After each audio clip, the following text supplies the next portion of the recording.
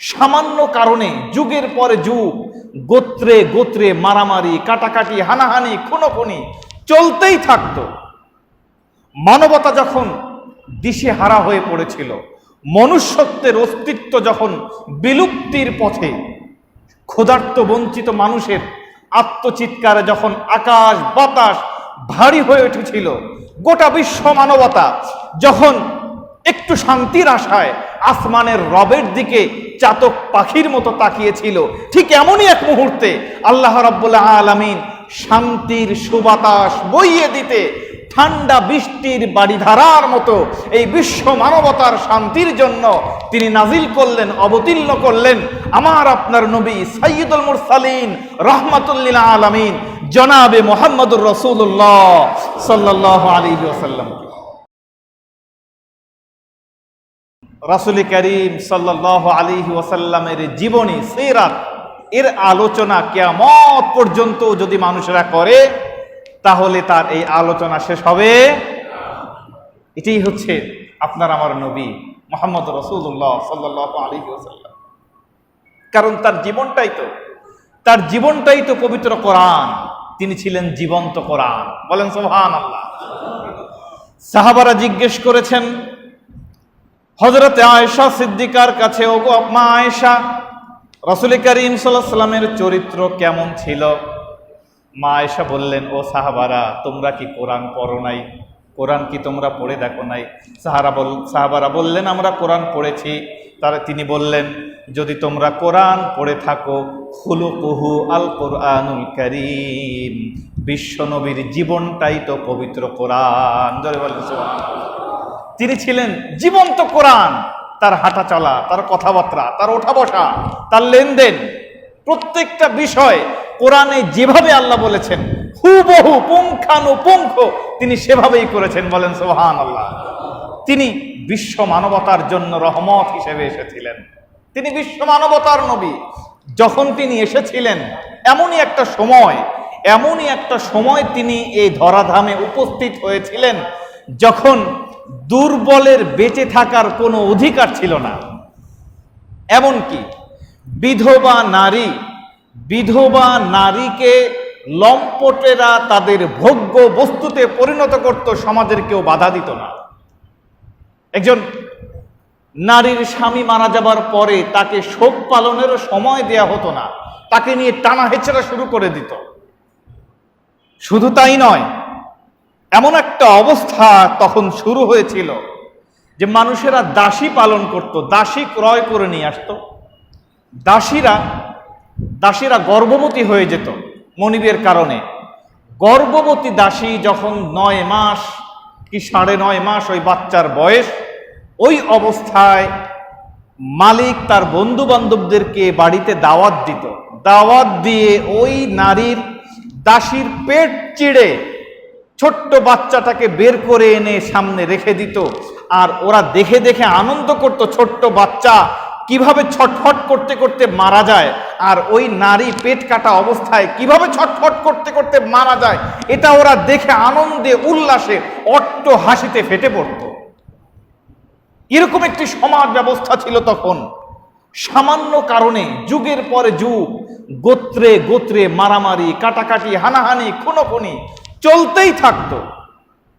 মানবতা যখন দিশেহারা হয়ে পড়েছিল, মনুষ্যত্বের অস্তিত্ব যখন বিলুপ্তির পথে, ক্ষুধার্ত বঞ্চিত মানুষের আত্মচিৎকারে যখন আকাশ বাতাস ভারী হয়ে উঠেছিল, গোটা বিশ্ব মানবতা যখন একটু শান্তির আশায় আসমানের রবের দিকে চাতক পাখির মতো তাকিয়েছিল, ঠিক এমনই এক মুহূর্তে আল্লাহ রাব্বুল আলামিন শান্তির সুবাতাস বইয়ে দিতে ঠান্ডা বৃষ্টির বাড়িধারার মতো এই বিশ্ব মানবতার শান্তির জন্য তিনি নাজিল করলেন, অবতীর্ণ করলেন আমার আপনার নবী সাইয়্যিদুল মুরসালিন রাহমাতুল লিল আলামিন জনাবে মুহাম্মদুর রাসূলুল্লাহ সাল্লাল্লাহু আলাইহি ওয়াসাল্লাম। তিনি এসেই কি বললেন? তিনি এসেই বললেন, আমি হচ্ছি মানবতার নবী, আমি হচ্ছে গরিব দুঃখীদের নবী, আমি বঞ্চিত নিপীড়িত মানুষের নবী।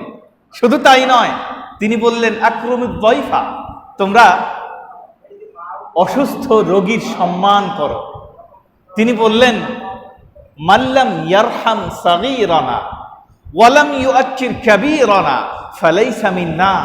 যে ব্যক্তি ছোটদেরকে স্নেহ করে না, যে ব্যক্তি ছোটদেরকে ভালোবাসে না, স্নেহ পরবশ হয় না এবং বড়দেরকে সম্মান করে না, ভক্তি করে না, শ্রদ্ধা করে না, ওই ব্যক্তি আমি নবীর দলভুক্ত নয়। জোরে বলেন সুবহানাল্লাহ। তিনি এমন একটা সময় এসে এই কথা বললেন। আর আমার আল্লাহ কি বলেন? আমার আল্লাহ বলছেন, ওয়ামা আরসালনাকা ইল্লা রাহমাতাল লিল আলামিন। নবী হে, আমি আপনাকে গোটা বিশ্ব মানবতার জন্য রহমত হিসেবে পাঠিয়েছি। বলেন সুবহানাল্লাহ। তিনি ছিলেন গোটা বিশ্ব মানবতার জন্য রহমত। তিনি রাস্তার পাশে এতিম পড়ে থাকা শিশুকে কোলে তুলে নিয়ে পরম পিতৃ স্নেহে বড় করেছেন। মৃত স্বামী, বিধবা নারী যার স্বামী মারা গেছে, তাকে স্বামীর ফেলে যাওয়া সম্পত্তিতে তিনি অধিকার দিয়েছেন। সাধারণ মানুষকে, ওই বিধবা নারীকে সহযোগিতা করবার জন্য উৎসাহ দিয়েছেন। শুধু তাই নয়, মানুষ নয়, শুধুমাত্র মানুষ নয়, এমনকি ছোট্ট পাখির ছানাও যদি বিপদগ্রস্ত হয়ে পড়ে, রাসূল করিম সাল্লাল্লাহু আলাইহি ওয়াসাল্লামের গোচরে যদি আসে, তিনি ওই পাখির পক্ষেও তিনি তখন কথা বলেছেন। জোরে বলেন সুবহানাল্লাহ। মরুভূমির একটা উট বিশ্বনবীর কাছে এসেছে, তার চোখ দিয়ে পানি পড়ছে। বিশ্বনবী তাকিয়ে দেখলেন উটটার সারা গা কৃষকায়, হাড়গুলো বের হয়ে গেছে। তিনি বুঝতে পারলেন উটের কষ্টের কথা। সঙ্গে সঙ্গে উটের মালিককে ডাকালেন, ডেকে বললেন, এই উটের মালিক, তুমি তো ঈমান এনেছো, কিন্তু তোমার মধ্য থেকে তো এখনো জাহেলিয়া দূর হয় নাই। তিনি বললেন, কেন? তুমি যে এই উটটাকে পালন করো, এর ঘাড়ের পরে বোঝা দিয়ে এক বাজার থেকে অন্য বাজারে নিয়ে বিক্রি করো, অথচ ওকে খেতে দাও না ঠিক মতো, ওকে বিশ্রাম দাও না, ও শরীরটা এরকম কৃষকায় হয়ে গেল কেন? তুমি যদি এটা না দাও, কিয়ামতের দিন এই উটের পক্ষে আমি বিশ্বনবী তোমার বিরুদ্ধে দাঁড়াবো। তিনি শুধুমাত্র মানুষের জন্য রহমত ছিলেন তা নয়, তিনি একটা গাছের পাতাকেও শুধু শুধু বিনা কারণে ছিঁড়তে নিষেধ করেছেন। বলেন সুবহানাল্লাহ। এমন একজন নবী তিনি আমাদের কাছে এসেছিলেন, তার কথা শুনে মানুষ দলে দলে ইসলাম গ্রহণ করেছিল। বলেন সুবহানাল্লাহ।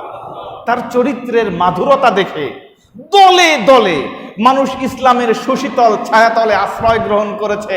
শুধু তাই নয়, শুধুমাত্র রাসূল করিম সাল্লাল্লাহু আলাইহি ওয়াসাল্লাম যখন মক্কায় দাওয়াত দিচ্ছিলেন, আবু জেহেল বলল, উনি যে কোরআন পড়ে, এই কোরআন তোমরা কেউ শুনে না, কেউ শুনবা না, তার ধারের কাছে কেউ যাবা না।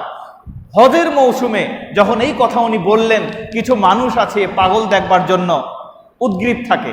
যখন আবু জেহেল রাস্তায় রাস্তায় মানুষের বাড়িতে বাড়িতে গিয়ে বলল যে আমাদের এলাকায় পাগল আছে, তার কাছে কেউ যাবা না, মানুষগুলো ভিড় করেছে, পাগল দেখতে গেছে। পাগল দেখতে গিয়ে দেখে এ তো যেন তেন পাগল নয়, তার চেহারা এত সুন্দর, কেমন জানি আসমানি নূর চেহারা থেকে ঠিকরে পড়ছে। এই এত সুন্দর চেহারা দেখে আবু জেহেল নিষেধ করেছিল যে কি বলে সেটা তুমি শুনবা না। ওরা কানের মধ্যে তুলা দিয়ে গিয়েছিল যেন কিছু না শোনা যায়। চেহারা দেখে মুগ্ধ হয়ে কান থেকে তুলা বের করেছে। তুলা বের করবার সাথে সাথেই রাসূল করিম সাল্লাল্লাহু আলাইহি ওয়াসাল্লামের কণ্ঠ থেকে নিঃসৃত কোরআনের মধুর বাণী যখন তার কর্ণকুহরে প্রবেশ করে হৃদয়ের মধ্যে আঘাত করেছে, সঙ্গে সঙ্গে অজান্তেই তাদের মুখ থেকে বের হয়ে এসেছে আশহাদু আল্লা ইলাহা ইল্লাল্লাহ ওয়া আশহাদু আন্না মুহাম্মাদার রাসূলুল্লাহ। বলেন সুবহানাল্লাহ। শুধুমাত্র তার কণ্ঠের কথা শুনেই মানুষেরা ইসলাম গ্রহণ করেছিল। আর আমার আল্লাহ বলছেন, আমার আল্লাহ রাব্বুল আলামিন তার চরিত্রের সার্টিফিকেট দিতে গিয়ে বলছেন, ইন্নাকা লাআলা খুলুকিন আযীম। জোরে বলেন সুবহানাল্লাহ। হে নবী, আমি আপনাকে উত্তম চরিত্রের সর্বোচ্চ মানদণ্ডে উন্নীত করে পৃথিবীতে পাঠিয়েছি। বলেন সুবহানাল্লাহ। কেমন তার চরিত্র ছিল!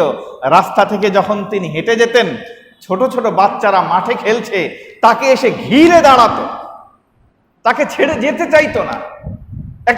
এক মাঠ দিয়ে উনি যাচ্ছিলেন, প্রতিদিন যে বাচ্চারা ওনার কাছে আসে, একটা বাচ্চা ওই দিন দেখছেন যে আসে নাই। তিনি জিজ্ঞেস করলেন ছোট ছোট বাচ্চাদেরকে, তোমাদের সাথে একটা বাচ্চা ছিল, প্রতিদিন আসতো, এসে আমার কাছে কুশল বিনিময় করতো, ওই বাচ্চাটা কোথায়? ওই ছোট ছোট বাচ্চারা বলল অসুস্থ। বিশ্বনবী খোঁজ নিলেন, বাচ্চার ঠিকানা নিলেন, জানতে পারলেন এটা একটা ইহুদির বাচ্চা। বিশ্বনবী ইহুদির বাচ্চা শুনবার পরেও তিনি দেরি করলেন না, ওই ইহুদির বাড়িতে গেলেন, গিয়ে বাচ্চার শিয়রের কাছে বসলেন, মাথায় হাত বুলিয়ে দিলেন আর বললেন, বাবা তোমার কি জ্বরে খুব কষ্ট হচ্ছে? ছোট্ট বাচ্চা, ইহুদির সন্তান, সে চোখের পানি ছেড়ে দিয়েছে, বিশ্বনবীকে ডাক দিয়ে বলছেন, ইয়া রাসূলুল্লাহ, আপনি বিশ্বনবী, আপনি আমার কাছে, আমি ছোট্ট মানুষ, আমাকে আপনি দেখতে এসেছেন বাড়ি পর্যন্ত। আপনার এই আসবার কারণে আমার অন্তরের সব জ্বালা, আমার শরীরের সকল অসুস্থতা সম্পূর্ণরূপে সুস্থ হয়ে গেছে। বলেন সুবহানাল্লাহ। তিনি ছিলেন এমন একজন নবী, গোটা বিশ্ব মানবতার জন্য তিনি ছিলেন আদর্শ। আল্লাহ রাব্বুল আলামিন কোরআনুল কারীমের মধ্যে বলেছেন, ফাবিমা রাহমাতিম মিনাল্লাহি লিনতা লাহুম ওয়ালাউ কুনতা ফাজ্জান গালিজাল কলবি লানফাদ্দু মিন হাওলিক। হে নবী, আমি আপনাকে রহমতের মতো নরম দয়াদ্র দিল করে পৃথিবীতে পাঠিয়েছি। ওয়ালাউ কুনতা ফাজ্জান গালিজাল কলবি, যদি আপনি কঠোর হতেন, যদি আপনার ব্যবহার যদি রূঢ় হতো, তাহলে আপনার লানফাদ্দু মিন হাওলিক, আপনার আশেপাশে ভালোবেসে যারা ভিড় করে তারা সবাই আপনার থেকে দূরে সরে যেত। এজন্য আমি আল্লাহ রাব্বুল আলামিন আপনাকে ভালোবাসার মূর্ত প্রতীক হিসেবে পৃথিবীতে পাঠিয়েছি। জোরে বলেন সুবহানাল্লাহ। ভালোবাসার মূর্ত প্রতীক ছিলেন তিনি সবার আদর্শ ছিলেন। আল্লাহ রাব্বুল আলামিন কোরআনুল কারীমের মধ্যে বলেছেন, লাকাদ কানা লাকুম ফি রাসূলিল্লাহি উসওয়াতুন হাসানা। গোটা বিশ্ব মানবতার জন্য তিনি ছিলেন উত্তম আদর্শ। বলেন সুবহানাল্লাহ। একজন ইমাম হিসেবে তিনি ছিলেন আদর্শ ইমাম, একজন বাবা হিসেবে তিনি ছিলেন আদর্শ বাবা, নানা হিসেবে তিনি ছিলেন আদর্শ নানা, যুবক হিসেবেও তিনি ছিলেন আদর্শ যুবক, একজন রাষ্ট্রনেতা হিসেবেও তিনি ছিলেন আদর্শ রাষ্ট্রনেতা। ব্যক্তি, পরিবার, সমাজ এবং রাষ্ট্রের প্রতিটি পর্যায়ে তিনি যখন দায়িত্ব পালন করেছেন, কিয়ামত পর্যন্ত ওই দায়িত্বে যারা আসবে তাদের সকলের জন্য বিশ্বনবী ছিলেন উত্তম আদর্শ। জোরে বলেন সুবহানাল্লাহ। সকলের জন্য তিনি আদর্শ। তিনি শ্রমিকের আদর্শ, তিনি মালিকের আদর্শ, তিনি যুবকের আদর্শ, তিনি বৃদ্ধের আদর্শ,